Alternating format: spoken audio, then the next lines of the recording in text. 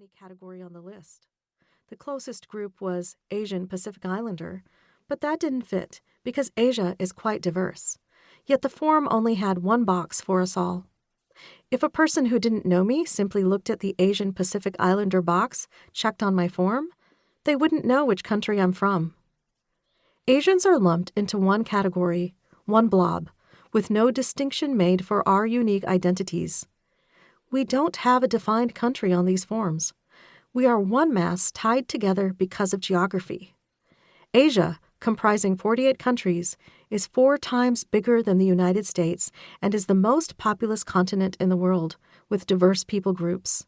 Yet, Asians are treated as an aggregate. In fact, when I was young, I thought Asian referred to someone from China. I didn't realize the term also applied to me. As a teenager and young adult, I used to be angry at God for my skin color and for putting me in the middle of 2 cultures. If God wanted me to be Indian, why had my parents left India? If God wanted me to be American, why did I look Indian? Why had God made my life complicated in this way? Everyone had different expectations of me. Americans looked at my external appearance and expected me to be Indian, not knowing if I spoke English. Strangers stayed distant and distrustful because of my skin color or because of my ethnic name.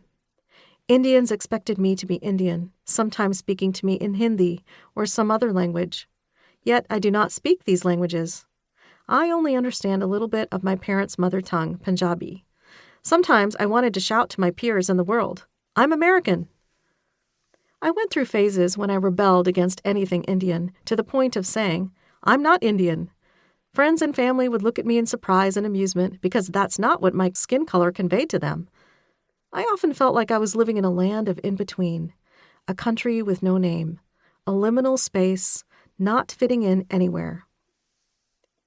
Other than my own family, I didn't know anyone like myself, of Indian descent but raised in the United States.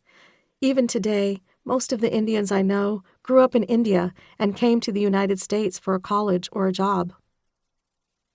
Living in a small southern town, I did not grow up close to others like me.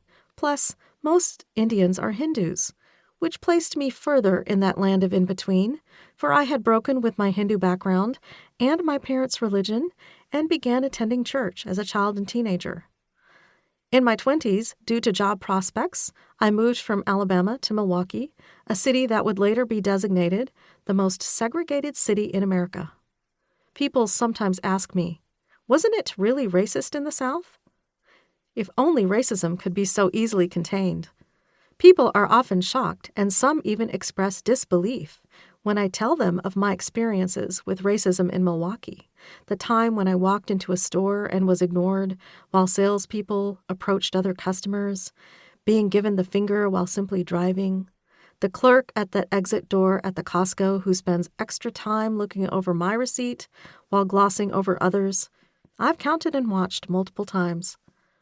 Or there have been times when I would share about my experiences, and others would launch into an explanation of the hierarchical structures between Italian, Polish, German, and other European groups that existed in Milwaukee, and the discrimination against Italians.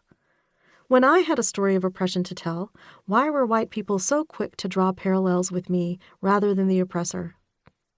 People of color have consistently been marginalized in a white-centric society. We have felt invisible and lonely. We have been devalued, attacked, beaten, shot, lynched, enslaved, exiled, killed. Asians have been marginalized and made invisible. Black people have been devalued, enslaved, and murdered. Indigenous people have been erased and oppressed. Latin Americans have been discriminated against and publicly marginalized.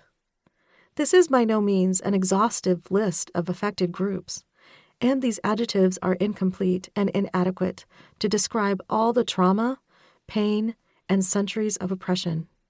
But with increasing loneliness, alienation, disconnection, and polarization, not only in the United States, but also globally, finding a sense of belonging is an urgent task for the person of color today.